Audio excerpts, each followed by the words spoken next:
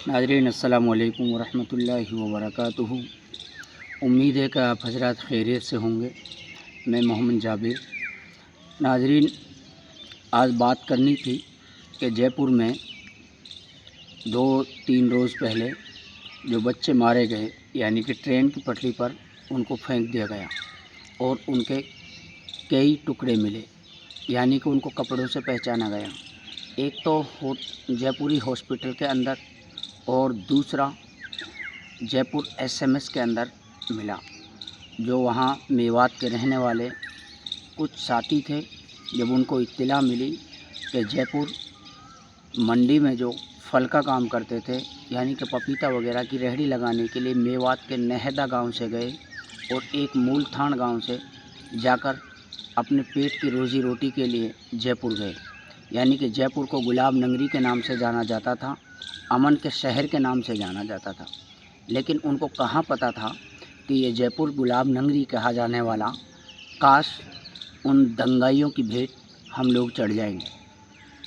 नाज़रीन, बात मैं इसलिए दंगाई कह रहा हूँ कि जब भी कोई मुसलमान एकला या दोकला हाथ पड़ जाता है तो उसको बलि का बकरा समझकर, उसको जय श्री राम के नाम पर, उसको दाढ़ी और टोपी के नाम पर, उसको हिंदुस्तान पाकिस्तान के नाम पर, उसको मस्जिद और मंदिर के नाम पर, यानी कि दंगाई और आतंकवादी लोग मौका पहचान कर उसको मौत के घाट उतार देते हैं। नाज़रीन, उनका न किसी से झगड़ा था, न किसी से रंजिश थी। एक हरियाणा मूलथान के रहने वाले थे, जो कि नूह के करीब गांव लगता है, खंड पिनंगवा के, और दूसरे पुन्हाना के इलाके में नहदा गांव, यानी कि साहिब के नाम से नहदा गांव, साहिब का जो इनकाउंटर किया गया था। अब से पहले पुन्हाना के ही अंदर उत्तराखंड की पुलिस द्वारा काफ़ी चर्चित गांव रहा है नहदा। नाज़रीन, जब मैं नासिर और जुनैद के लिए धरने पर बैठा तो मैं उस वक्त लड़ाई लड़ रहा था। कुछ चमचे और पिट्ठू लोग, कुछ दलाल क्वालिटी के लोग, कुछ कांग्रेस के चाटुकार लोग ये कहते हुए नज़र आते थे कि ये सिर्फ राजनीति करने के लिए बैठा है, ये सिर्फ पैसे कमाने के लिए बैठा है।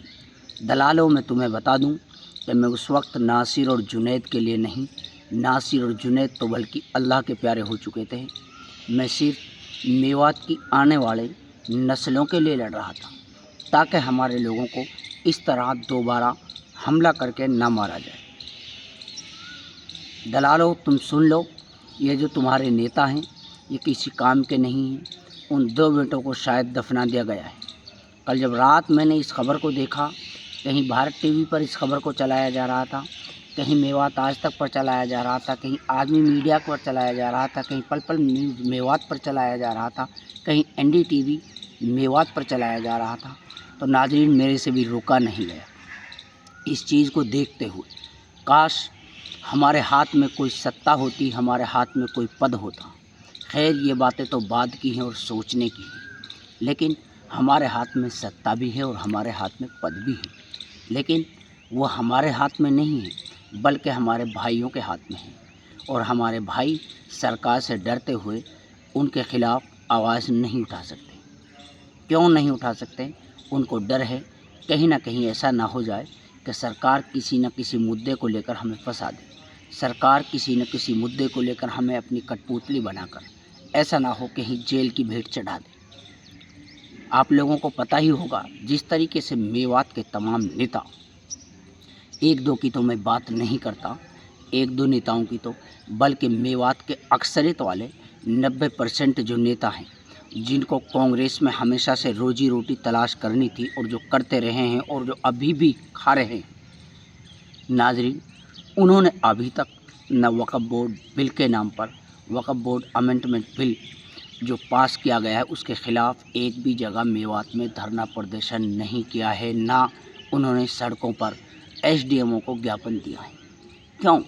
ऐसा ना हो कहीं ना कहीं सरकार हमको हथकड़ी लगा दे, और हथकड़ी लगाकर कहीं मामन खान विधायक की तरह भी हथकड़ी लगाने के बाद में सरकार अंदर ना डाल दे। नाज़रीन, बात यह है कि ये लोग चिल्लाते तो हैं मुसलमान मुसलमान, कांग्रेस कांग्रेस, सपा सपा, बसपा बसपा, لیکن بات اس کی نہیں ہے، بات اس کی ہے کہ یہ لوگ تمام مدعوں کو چھوڑ کر جب اپنوں کے ہی نہیں ہو سکتے تو ناظرین یہ کس کے ہوں گے؟ اب کیا ان دو بیٹوں کی لاش اٹھا کر